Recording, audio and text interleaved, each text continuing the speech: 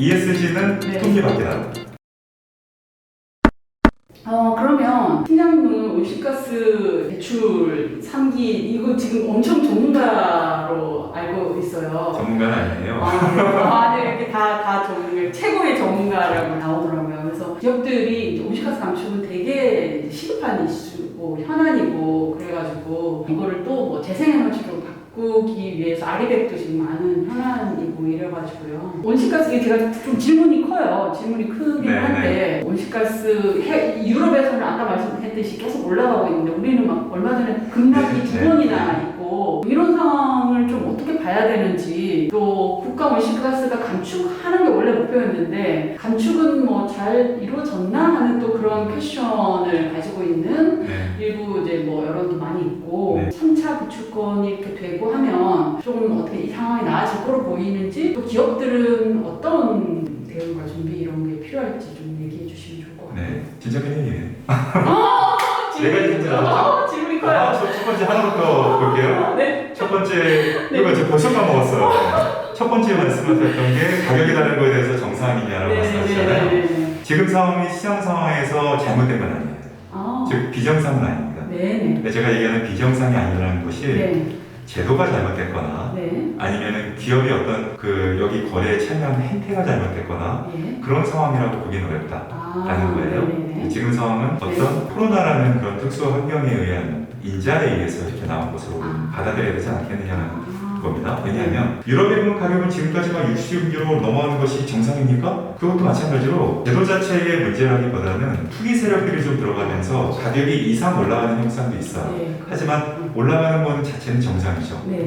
그린딜이 시작이 됐고 그 다음에 2030년까지 감축하겠다는 것도 기존의 45%에서 50%, 55%까지 높여서 다 디렉티브가 나왔고 그러니까 당연히 미래의 가치는 올라갈 거라고 판단이 되는 거고 또 유럽의 경우에는 우리가 MS, 우리 R이라고 해갖고요.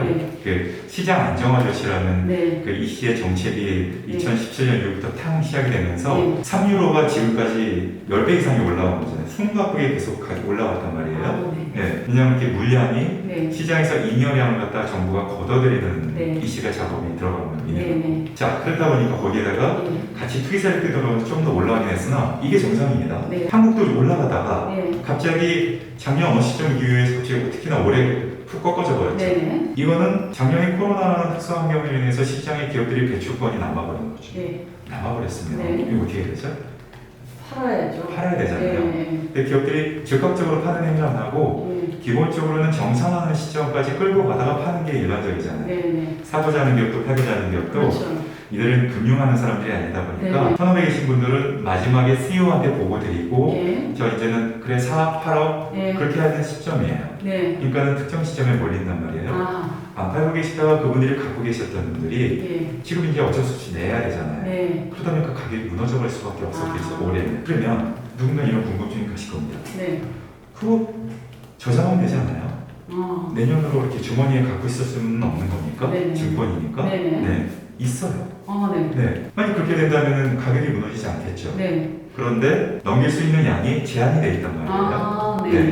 그러니까 기업은 지금 주머니에 100개가 있는데 그 제도상으로는 10개만 넘길 수 있어 라고 제도가 되어 있는 거죠. 그럼 90개는 내가 이거를 갖다가 올해 중에 팔지 않으면 휴지가 되잖아요. 그러니까 마구 풀어야죠. 사고자 하는 사람은 이 정도인데 팔고자 하는 물량이 갑자기 이만큼이 쳐내려보니까 가격은 무너질 수밖에 없잖아요. 자, 그러면 이 상황에 대해서 그럼 그건 제도적으로 문제 아닙니까? 제도적인 문제가 아니고 코로나로 인해 갖고 잉여 배출량이 많이 남았을 뿐이에요. 그럼 또 누구는 이렇게 되죠. 그럼 잉여 배출량이 남았다는 것도 그럼 기업의 재산권 아니에요? 이건 무상할당받은 거거든요. 유상으로 그 기업이 감축을 통해서 나온 거라면 문제가 있을 수도 있겠죠. 근데 정부가 무상으로 준 거거든요. 무상으로 준 거에 대해서 그렇게 된 상황을 그걸 정부의 탓으로 돌려야 될까요? 하는 또 논란도 있을 수 있겠죠. 그러다 보니 이건 제도적 문제는 아닌 것 같다. 그게 이제 첫 번째에 대한 답. 그 다음에 두 번째는 첫 번째는 그 중에서 그럼 정부가 좀 그때 사들이 쓰면 안 돼요? 그래서 그 조치를 하고 있어요. 그러니까 우리 온실가스 할당 및 거래에 관한 법률에 보면은 정부가 시장 안정화라는 조치를 취할 수 있는 법이 있습니다. 그거 따라서 조건이 어느 정도 가격으로 거기에 있는 법상에 있는 조건에 충족이 되게 되면 네. 정부가 시장에 개입을 하게 돼요. 네. 정부가 시장에 개입을 해서 대출권을 사거나 네. 풀거나 네. 그런 행위를 하게 되어 있습니다. 아, 거기에 따른 시장 안정화 조치들이 네. 지금 올해 지금 여러 번이 들어간 거예요. 오래 들어갔네요. 예. 그렇군요. 그러지 않았으면 예상컨대 가격이 빵원이 될 수도 있어요. 과거에 그런 사례가 있습니까? 있어요. 정말요? 2005년 유럽의 EU ETS. 그때 당시에 대출권 1기, 예. 그 다음에 2006년부터 시작한 대출권 2기. 예. 1기의 대출권 가격이 예. 쭉 34유로까지 갔다가요. 예. 이게 쭉 내려가면서 예. 마지막은 빵원이 됐어요. 어차피 휴지 조각되니까. 왜냐면 예. 이 대출권을 저쪽 그 다음 기수로 못 넘겨요. 예. 우리나라 정부에도 좀 제한이 있긴 한다고 했잖아요. 네. 그때 당시 유럽은 아예 막아놨었거든요. 네. 대출권을 남는데 네. 못 넘기니까 네. 시장이 막 풀리다 보니 네. 가격이 휴지가 돼버렸어요. 네. 빵이 돼버린 거죠. 그렇군요. 그리고 유럽의 대출권 2기는 저쪽 위에서부터 가격이 출발했고 네. 그러니까 이렇게 돼버린 거예요. 그럼 이제 우리나라도 네. 3기 말씀하셨는데 네. 3기 시장 어떻게 될까요? 네. 그런 관점이면은 1기에서 지금 가격이 무너졌다 하더라도 네. 2기가 네. 3기 시작하는 올해부터는 네. 이게 가격이 이 높은 가격에서 출발하는 것이 가능할 수도 있는 거잖아요. 그리고 그게 맞고 네. 그렇죠? 네. 못 넘기기가 네. 얘는 네. 그 수요 대비 공급이 많아서 네. 가격이 하락하지만 네. 3차 기간은 5년이잖아요. 네. 그럼 이 가격은 당연히 가치랑 다르게 위에서부터 시작하는 게 맞아요. 네. 그게 선진 사례인 유럽의 EUTS의 모습이었기도 하고 그렇구나. 그래서 이 가격과 이 가격은 달라야 돼요. 그렇군요. 네. 그러면 어쨌든 의무는 풀렸네요. 이게 이제 코로나로 인한 그리고 또 이게 3기로 넘어가는 과정에서 겪게 되는 상당히 이례적인 상황이었다. 자, 그러면 온실가스 거래제의 이제 3기 오고 또 좀 바뀌잖아요. 유상활동도 많이 늘어나고 기업들의 경우 가장 혹시 많이 걱정하는 지점이 어떤 지점이고 이런 것들 조금 얘기해 주시겠어요? 기업들 반응이나 뭐 앞으로. 기업들은 그럴 겁니다. 네. 우리가 2015년부터 제도가 시작되면서 네. 사실 지금까지 시간이 꽤 됐잖아요. 네네. 6년이 넘었네요. 네. 그러면 어떠한 정부의 제도라고 하더라도 네. 한 번의 사이클이 돌고 나면 네. 학습이 되니까 네. 그 다음부터 어떻게 해야 되는지에 대한 방향이 보이고 해나갈 수 있어야 되잖아요. 네네. 근데 우리나라 대출권 거래제가 이제 3기에 들어섰지만 네. 여전히 기업들은 앞이 보이지 않는다는 얘기를 하고 있다는 거지 않습니까? 네. 그 이유는 뭐냐면 제도가 계속 바뀌어서 네. 3차 계획 기간부터 새롭게 도입되는 게 금융기관들이 들어와요. 예. 들어왔죠. 네, 벌써. 들어왔죠. 앞으로 더 들어온다고 하잖아요. 그런데요? 네네네. 네. 그 금융기관들이 들어오게 되고 네. 그다음에 파생시장이라는 것도 네. 이제 앞으로 열리게 될 것이고 네. 그러니까 기업들 입장에서 지금까지 경험해보지 못했던 또 새로운 또 환경이 도래하죠. 네. 이때는 어떻게 또 해야 되지에 대해서도 궁금하고 또 걱정이 되실 거잖아요. 네. 그러다 보니 네. 이게 기업들은 앞에 제도가 또 어떻게 바뀔지 모른다는 그런 불안감, 예. 그런 우려 네. 그것 때문에 기업들이 투자 의사결정하기가 지금 어렵다는 게 제일 핵심인 것 같아요. 네. 기업들이 할 수 있는 투자 의사결정은 네. 해외에 나와서 사업을 할 수도 있고요. 네네. 국내에서 감축 사업을 할 수도 있을 텐데 해외에 나와서 우리가 유엔에서 인정한 CDM이라는 예. 그런 감축 사업이 됐건 네. 공간을 하고 딱 나가다 보니까 네네. 우리나라에서 예. 해외에서 진행된 감축 사업에 대해서는 예. 어느 정도 제한을 될 수도 있고 네. 그것도 여러 가지 좀 위험이 있어요라는 네. 얘기가 여기저기서 들리니 예. 기업들 입장에서는 선뜻 또 해외 나와서 사업하기가 두려운 거죠. 예. 이거 투자 의사결정이 이게 한두 푼 들어가는 것도 아니고 네. 투자하게 되면 장기간에 걸쳐서 회수가 돼야 되는데 예. 실패하면 어떻게 해요? 예. 이걸 못하고 딱 그 국내에서 이제 예. 사업을 하려고 봤더니 예. 이 사업을 해갖고 내가 큰 돈을 들여야 되는데 네. 제도가 몇 년 후에 어떻게 될지도 불안하고요. 네. 또 올해만 상황을 봤더니 4만 원이 넘었던 대출권 가격이 12,000원까지 무너지는 걸 네. 봤단 말이에요. 네. 그럼 앞으로도 그럴 수도 있다는 또 네. 걱정도 하실 거 아니에요. 네. 그래서 가격에 대한 불안정성, 네. 정책 제도에 대한 불안정성, 아하. 또 국제 유엔상에서의 이 시장에 대한 불안정성, 예. 불안정 상황이 너무 많아요. 아하. 그러다 보니 기업이 투자 의사결정을 해야 되는데 네. 의사결정을 못하는 거죠. 아하. 저는 정부도 참 고민이 많을 것 같아요. 예. 2015년부터 1기하고 2기는 네. 일종의 파일럿이었습니다. 네네. 거기도 우리 정부가 만든 제도 정책 네. 보도도 보면은 네. 파일럿이라는 여러 가지 시행착오를 하고 나서 네. 3차 계획기간부터 본격적으로 감축한다. 네. 그렇게 되어 있어요. 네. 정부의 제도에. 네. 그럼 이제 본격적으로 감축해야 되잖아요. 네. 누가 감축해요? 기업이 해야 되잖아요. 그렇죠. 네. 근데 기업이 지금 의사결정 못한다니까. 아. 네. 그렇군요. 그러면 기업한테만 뭐라면 안 되죠. 네네네. 기업은 감축을 하고자 합니다. 네. 하지만 감축을 해야 되는데 내가 이렇게 해갖고 나온 대출권에 대해서 내가 한계적인 기업을 톤당 3만 원짜리 사업을 했는데 네. 시장이 12,000원이라며 아하. 저는 손실이 나는 거잖아요. 그렇죠, 그렇죠. 네. 그러니 의사결정을 못하고 이런 환경에 대해서 네. 정부는 명확한 시그널을 줘야 될 것이고요. 아. 제 돈이 이렇게 갈 거야. 예. 그러니까 이런 거에 대해서 정부를 신뢰하고 네. 또는 정책적인 이런 방향에 대해서 인지를 하고 네. 투자 의사결정을 해도 될 것 같다는 네네. 명확한 미래에 대한 정책 시그널을 줘야 되는 것은 정부의 의무겠죠. 아. 네. 그 다음에 자꾸 시장을 갖다가 개입한다거나 흔드는 것도 취소하는 것도 네. 정부가 해야 될 역할이겠고요. 네. 네. 네. 기업도 마찬가지인데요. 네. 과거에 기업들이 정부에 이제 눈만 바라봤다면 네. 이제 정부의 눈만 바라보는 게 아니고 네.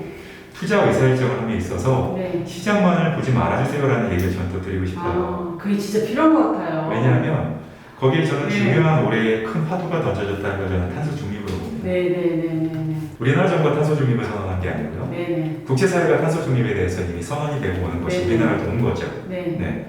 해외에서는 기업들이 다 탄소 중립 선언하고 있고 네. 아까 말씀하신 블랙락이 탄소 중립 계획 제출하고 하고 있고 네. 금융기관도 네. 나의 탄소 중립 선언이 아니고 네. 자산의 탄소 중립을 선언하기 시작했죠. 네. 그 얘기즉슨 기업들은 탄소 중립이라는 행위는 네. 이제는 필수가 돼버린 거죠. 네네네. 대주권 거래제에서의 그런 가격적인 거에 민감하게 받아들이면서 투자 의사결정을 못하는 시대는 갔다는 얘기예요. 네네네. 이제는 기업한테 온실가스 감축이라는 행위는 네. 이 비단 이것뿐만이 아니고 네. 탄소 중립이라는 정책이 됐건 ESG라는 환경이 됐건 네. 내가 필수적으로 해야만 하는 행위가 되어버렸다는 거예요. 네. ESG라는 평가에도요. 네. 온실가스 얼마를 줄였어, 에너지 네. 얼마를 줄였어, 네. 그게 항목이에요. 그렇죠. 네. 네. 그러면 예를 들어서 일부 대기업들 온실가스 배출 많이 하는 이제 글로벌 대기업들의 경우 예를 들어서 포스코도 이거 네. 탄소 중립을 선언해서 2030년까지 20% 감축한다고 그러잖아요. 자 그러면 20% 감축이 진짜 장난 아니래요. 네, 들어보니 자 그러면 우리는 체감이 없으니까 그런데 바깥에서 글 쓰는 사람이 뭐 체감이 있겠으니까 공장 가가지고 네. 셀모도 좀 돌려보고 해야 이 체감이 네. 되는 건데 그래서 예를 들어서 뭐 설비를 하나 바꾸는데도 막 3천억 들고 뭐 포스코는 그렇게 그렇죠. 예. 그런 식으로 이제 되게 큰 규모의 의사결정을 이루어야 돼. 대기업은 대기업대로 네. 또 중견기업은 중견기업대로 막 이렇게 되다 보니까 이런 맥킨지 보고서에 보니까 탄소 중립을 하기 위해서 이 죽음의 사이클을 건너가야 될 수도 있다. 네. 그래서 이런 부분들을 참 의사결정을 잘 해야 하는 시점인데 이런 환경이 있다라는 거는 기업 하시는 분들 좀 체감을 하긴 하는 것 같은데 어떻게 단계를 밟아가야 되나요? 네. 아니면 어떤 방법으로 좀 이 지점들을 확인을 해야 되는데 네. 어떻게 접근을 해야 될까요? 목표를 갖다가 50년에 내가 중립을 하겠다라는 거를 네. 무조건 여기다 제로로 맞춘 상태에서 백으로 이제 네. 오는 것이 아니고요. 아, 네네. 네. 지금부터 이제 첫 번째 해야 될 거는 네. BAU에 대한 전망을 해야 되겠죠. 아, 우리 회사가 네. 2050년까지 네. 어떻게 온실가스 배출이 나갈 것 같아라는 네. 전망을 하려면 네. 미래는 어떻게 비즈니스가 어떻게 들어오고 네. 에너지는 어떻게 사용되고 네. 전망을 하겠죠. 네. 그게 첫 번째인 것 같아요. 아하, 네. 네. 많은 사람들이 그러겠죠. 네. 50년 어떻게 전망하냐? 내년도 내가 보이겠는데. 아니, 당연하죠. 아, 네. 당연하지만 네. 사실 국가도 50년 전망을 하고요. 네. 기업들도 당연히 50년에 대한 전망은 그 네. 장기 비전, 네. 장기 프로젝션은 네. 해야 된다고 봅니다. 네. 네. 저희 기업은행도 했고요. 아. 네. 그렇게 해서 이제 BAU에 대한 전망을 할 때는 네. 네. 모델링 기법을 이용할 수도 있고, 네. 계량력 기법. 왜냐하면 여러 가지 팩터들이 들어가야 되니까. 네. 나만의 비즈니스를 고려해야 되는 것이 아니고, 네. 국가적으로 여러 가지 인구, GDP 이런 것들이 다 고려돼야 될 수도 있어요. 네. 네. 그러니까 그거에 대한 모델링을 한 다음에 네. 내가 할 수 있는 옵션들에 대한 거를 네. 분석을 하겠죠. 네. 그건 아마도 이제 설비부서나 총무부서나 네. 재무부서나 같이 해서 네. 우리 기업이 할 수 있는 저감 아이템. 아까 얘기했던 포스코가 네. 그 보로를 교체하는데 만약 3,000원이 들어요. 네. 그런 것들이 있지 않겠습니까? 네. 지금에 있는 그걸 갖다가 뭐 전기로 어떻게 대한다는 네. 그런 설비에 대한 투자 아이템들. 네. 이 투자 아이템들의 뭘 뽑아낸 한계 저감 비용. 네. 내가 이 사업을 통해 갖고 1톤에 얼마의 탄소 가격. 네. 네. 그게 이제 인터널 카본 프라이싱이라고 하잖아요. 네. 내부 탄소 가격을 이제 네. 설정을 하겠죠. 네. 거기까지가 나오고 나면 네. 이걸 갖다가 이제 쭉 이건 언제 몇 년에 들어갈 수 있고 몇 년에 들어갈 수도 있고는 그건 당연히 한번 해봐야 된다고 봐요. 그렇게 되면은 BA에서 내가 감축 옵션을 통해 이 정도까지 줄어들 수 있다는 네. 전망이 되겠죠. 네네네. 제로까지 갈까요? 못 갑니다. 어떤 기업도 못 가요. 네. 저희 기업은 이렇게 있으면 네. 이렇게 돈에서 압이 줄인다고 하더라도 네. 건물에서 줄일 수 있는 게 많이 있을까요? 네. 없잖아요. 네. 그러니까 많이 부족하게 되겠죠. 네네네. 그러면 이거는 어떻게 내가 상세할 수 있을까? 아하. 상세에 대한 거를 갖다가 아하. 그 전략이 들어가겠죠. 네네네. 상세라는 전략이라고 네. 하면 네. 중간에 내가 만약 화석 에너지를 사용하고 있다는 네네. 거는 화석 에너지를 상세할 수 있는 수단은 대출권이라는 수단밖에 없어요. 네네네. 그는 한국 시장에서 대출권, 네. 유럽 시장에서 대출권, 네. 자발적 시장에서의 베라 또는 골드 스탠다드 이런 이제 VR, 크레딧, 네. UAE 갖고 있는 CR 네. 가격이 다 다릅니다. 네. 그것들을 어떤 크레딧을 통해서 메이크업할 거냐에 대한 거는 이 화석 연료에 대한 상세 수단이 되겠죠. 네. 전기는 네. 전기도 똑같이 대출권으로 커버할 수도 있지만 네. 이쪽에 들어가는 것이 약간 말씀하셨던 아리백. 네. 그러니까 우리가 REC라는 네. 재생에너지 그 크레딧을 갖다가 그렇죠. 네. 구입한다. 아니면 녹색 프리미엄 요금제 네. 이걸 통해서 한다. 네. 또는 아니면 PPA 네. 직접 재생에너지와 계약을 통해서 한다는 게 세 가지 옵션이 우리가 있지 않습니까? 네. 이걸 통해서 할 때에 네. 그러면 내가 한 10만 톤이 그 마지막 했는데도 불구하고 부족하다는 거에 대해서 그런 할 수 있는 그 이 상세 옵션을 네. 다 각자 시뮬레이션을 오 해보면 마이 갓. 네. 어떤 걸로 상세를 하게 되면은 한 뭐 50억이 된다. 네. 어떤 걸로 하면 30억이 된다. 네. 나머지면은 뭐 5억이 된다. 뭐 그런 게 나오겠죠. 네. 그게 이제 전략이 되는 것 같아요. 네. 그렇군요. 최소한도 그런 전략까지는 지금 기업이 네. 갖고 있는 상태에서 네. 이제 매년 그거에 대한 걸 관리해 나가면 예. 상세를 위한 그 수단도 바뀔 거고 예. 단가도 바뀔 테니까요. 그렇게 관리해 나가면 되지 않을까 생각을 해요. 이해됐어요. 네, 이해됐어요. 제가 이해됐어요. 이 지점이 제가 약간 그레이 존이었거든요. 네. 기업의 CEO들이라면 도대체 이걸 어떻게 해야 될까 이런 지점이 있었는데 아무리 해도 탄소 중립이 안 되는데 넷플릭스 같은 경우 2022년 탄소 중립을 한다고 그랬거든요. 네. 그러니까 넷플릭스도 이게 다 실제로 감축하는 게 아니라 거의 상세가 엄청 많더라고요. 네. 그래가지고 여러 가지 상세 프로그램들이 많고 그랬는데 우리나라의 경우도 어쨌든 최대한 할 수 있는 만큼 하고 상쇄할 수 있는 부분에 대한 탄소 크레딧에 대한 것들을 네. 어떻게 할 수 있을지에 대한 논의가 조금 더 그렇죠.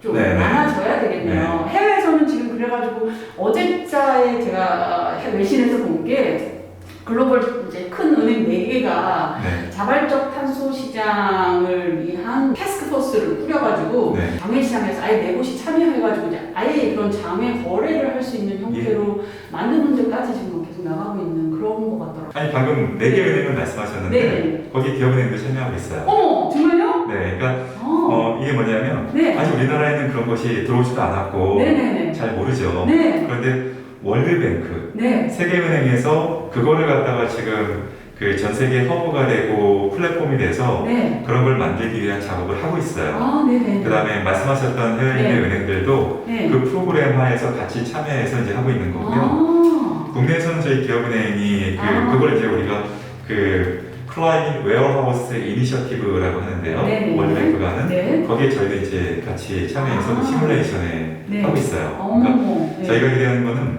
네. 이게 분명히 한국에 있는 기업들도 네. 자발적 크레딧이나 이런 거에 대한 앞으로의 니즈가 생길 것이고 네. 수요가 생길 거고 네. 국내에 있는 어떤 기업은 그거에 대한 중개 플랫폼을 만들 수도 있고 예. 하지만 해외와 시장과의 그런 것들에 대해서 국내에 지식을 전파하고 네. 중간자 역할을 할 수 있는 네. 그러한 것이 좀 필요할 것 같다. 네. 저희 기업은행은 국채은행이니까 그렇죠. 국채은행으로서 이걸 수익적인 관점을 보는 것이 아니고 예. 그런 정책적인 지원의 목표에서 예. 그걸 좀 역할을 하자. 예. 예. 그래서 저희도 이제 월드뱅크와 같이 하고 있어요. 아, 그렇군요. 그럼 앞으로 어떻게 되는 건가요? 기업은행에서 이게 국내 기업에 적용을 하게 될 것인가요? 기업은행 플랫폼이 돼가지고 저희는 플랫폼을 만든다라는 그런 계획까지 간 게 아니고 네. 이런 국제적인 트렌드의 내용들이 국내에 있는 기업들에게도 전파가 되고 네. 그들에게도 그런 거를 알려주고. 해줄 수 있도록 네네. 저희가 그런 중간자 역할을 한다는 거지. 그렇죠. 우리가 플랫폼을 만들고 네네. 이걸 통해서만 해야 되는 네네. 우리가 수익사업을 하겠다 그런 거 같잖아요. 오케이 알겠습니다. 네. 그러면 진짜로 그 뭐 마크 칸이 유엔 뭐 기후대사 그분이 뭐 이게 앞으로 뭐 50배, 뭐 100배까지 늘어날 수 있다라고 얘기를 하는 네. 전망이 현실화될 거로 보세요? 저는 그럴 수밖에 없다고 봅니다. 네. 그 이유는 네. 우리나라에서 신한은행 참 잘해요. 네. 신한금융지주가 얼마 전에 2043년인가요? 56까지 네. 그 신한금융지주 갖고 있는 자산의 탄소 중립을 그렇죠. 갖다가 선언했죠. 네. 네네. 네. 자산의 탄소 중립에 대해서 어떻게 받아들여야 되는지 모르겠어요. 그거는 뭐냐면 네. 은행이 대출이 나갈 때 네. 이 기업한테 네. 당신 대출 받고 싶으면 탄소 중립 계획 제출하세요. 네. 그 다음에 매년 그거에 대한 실적 내놓으세요. 네. 실적이 충족이 될 때 갱신이 되고 네. 그리고 궁극적으로는 탄소 중립에 해당하는 그 사업, 네. 프로젝트 네. 이런 거로만 이제 네. 그 대출이나 투자가 나가겠다는 거잖아요. 네. 그러면 프로젝트야 앞으로 이제 석탄 투자가 많이 일어난다는 거 재생에너지로 다 가겠죠. 네. 근데 프로젝트도 마찬가지로 순수한 재생에너지 쪽이 아니고 네. 시가세 어느 정도 나올 수밖에 없는 프로젝트라는 거예요. 네. 표준을 갖고 상세를 시켜야 된다는 얘기예요. 그 다음에 기업들도 네. 내가 내부 감축이 안 됐다면 네. 제가 아까 얘기했던 것처럼 상세라는 수단을 통해서 그걸로 메이크업을 해서 금융한테 전달이 돼야 된다는 거죠. 네. 그러면 그게 다 크레딧의 수요가 되는 거잖아요. 네. 네. 그 대출권이라는 것, 자발적 대출권 어디서 나와야 되냐. 전 전 세계에서 그 수요는 폭발적으로 늘어날 수밖에 없다는 거죠. 그러니까. 앞으로는. 네. 네. 그게 엄청난 시장이 될 거예요. 중소기업 분들 이 시장을 주목하십시오. 그죠? 엄청난 시장이 될 텐데 이 영상을 보고 또 깨달음을 얻는 분도 계실 거고 이게 뭔 말인가 모르는 분도 계실 것 같습니다. 어쨌든 너무 많은 시간 뺏어갖고 이제 앞부분 아까 뭐 중소기업 공급망 말씀 다 하셨고 또 탄소 자산에 대한 전망 다 얘기하셨고 한 두 가지만 여쭤보고 끝내도록 하겠습니다. ESG하고 지속가능 경영 이거를 앞으로 이제 국내 우리나라도 제대로 좀 이제 안착시키고 이렇게 뭐 2050 탄소 중립 우리도 선언을 한 마당에 이거를 끌고 가기 위한 금융권, 금융권의 역할이 정말 중요하고 유럽이나 미국은 진짜 금융권이 거의 뭐 보도자료 쏟아지는 거 보면 발표자 언론자료 쏟아지는 건 거의 대부분의 금융권이 이슈가 계속 나오고 있고 새로운 정책도 계속 나오고 있는데 한국에서 어떤 게 좀 필요하다고 보시는지. 금융의 역할이네요. 네, 금융의 역할. 네네. ESG 관련해서 금융의 역할은 그냥 기본에 충실하면 됩니다. 그러니까 네. 금융이 하고자 하는 것은 말 그대로 돈을 벌기 위한 거고 리스크를 최소화시켜야 되는 기본적인 목표가 있는 거잖아요. 네. ESG를 그 목표화에 진행하면 됩니다. 다시 말하면 네. 기업들 입장에서는 ESG라는 지표로 인해서 과거에는 이 기업에 재무적 영향을 주지 않았던 비실무의 항목, 네. 탄소가 됐건 기후변화가 됐건 네. 또는 수교 디스코드가 이슈가 됐건 안전이 됐건 네. 그 이슈가 이제 영향을 준다고 했잖아요. 네. 저희 금융 입장에서는 과거에는 별로 신경 안 썼지만 그것들을 이제 봐야지만 네. 내가 하고자 하는 금융의 지향하는 바에 충족할 수 있는 거잖아요. 제 본질적인 거예요. 네. 그럼 본질에 충실하는 거죠. 평가할 때 ESG에 대해서 평가를 하게 되는 거죠. 네. 모든 투자가 됐건 대출이 됐건 그 금융기관 자체의 ESG 평가 툴을 보유하고 그 툴에 입각해서 저쪽에 있는 그 기업을 평가를 하고 잘하는 곳은 우대를 할 수 있고 못하는 곳은 그만큼의 페널티를 가하고 네거티브 스크린이 들어올 수도 있고 포지티브 인센티브가 들어갈 수도 있겠죠. 금융의 기본적인 역할을 하면 됩니다. 그런데 이게 일반적인 은행과 저희 기업은행은 약간 달라요. 기본적인 금융은 기본에 충실하면 되지만 국채은행은 그 기본에 충실한 거에 더해서 정책적인 역할을 해야 되는데 중소기업은 ESG에 대해서 평가의 대상이 아니라는 겁니다. 그러니까 저희 이제 행장님의 강력한 지론이기도 하세요. 그러니까 중소기업은 우리가 아까 지금까지 막 논의했던 걸 보시면 중소기업 ESG 왜 해야 되죠? 그런 거에 대해서 공통된 이만한 거 큰 거 해야 되니까 아니라고 그랬잖아요. 그러니까 그들한테는 ESG 못하면 당신한테 불이익을 주겠습니다라는 네거티브의 그런 스크리닝을 적용해서는 안 되고 자 이렇게 한번 해보세요. 동료를 하는 지원하는 것이 저희 국제은행 기업은행의 저희의 역할인 거예요. 그래서 그럼 어떻게 보면 우리는 지원을 할 수 있을까? 그럼 해외에서는 또 어떻게 할까라는 것도 궁금하잖아요. 해외에서도 이제 그래서 유럽에 Sustainable Linked Loan Principle이라고요. 지속가능 연계 대출 원칙이라는 게 만들어졌어요. 여기에 보면은 아까 얘기했던 여러 가지 그 지표들이 있고요. 네. 지표에서 할 수 있는 모범 사례들도 있습니다. 네. 그래서 당신한테 맞는, 네. 당신이 할 수 있는 네. 그런 ESG 지표를 선정하시고 예. 그거에 대해서 KPI 목표를 잡으시고 네. 한번 해보세요. 아, 네. 네. 네. 그걸 하시게 된다면 저희는 그거에 대해서 지원을 해드리겠습니다. 아, 그런 계획을 제출하시고 이행하시면 금융 좋은 저희 자금을 제공해드리고 네. 잘하실 수 있도록 컨설팅도 제공을 해드리고 이렇게 하겠습니다. 네. 네. 아, 그것이 저희의 역할이고 아. 그래서 저희는 그런 프로그램을 하는 거예요. 아, 네. 그래서 저희가 네. 그 진단도 하고 시작했고요. 네. 그 다음에 기업은행은 유일하게 금융기관 중에 컨설팅 조직이 있어요. 예. 1년에 1000개 이상 기업에 무료로 컨설팅을 합니다. 아. 한 60명의 컨설턴트가 네. 세무사, 노무사, 회계사, 변호사, 뭐 네. 경영 컨설턴트, 네. 에너지 진단, 환경 네. 컨설턴트 아. 굉장히 많아요. 네. 이들이 그 기업에 네. ESG 그 맞춤형 컨설팅을 네. 이렇게 제공을 하는 거예요. 네. 네. 네. 공짜로? 네. 좋네요. 기업은행만. 네. 그래서 그게 이제 다른 은행과 다른 네. 저희 기업은행만의 네. ESG의 다른 저희의 접근법이죠. 네. 네. 아, 그게 또 중요한 것 같아요. 그러네요. 그 홍보 아닌 듯이 참 홍보 PR 하시네. 네. 막 한참 빨리 들어갔는데 알고 보니 결론은 기업은행이 잘한다였습니다. 여러분 이렇게까지 말씀을 잘해주셨는데 우리가 이 정도의 홍보는 네, 감내해야죠. 네. 이해해 주십시오. 네.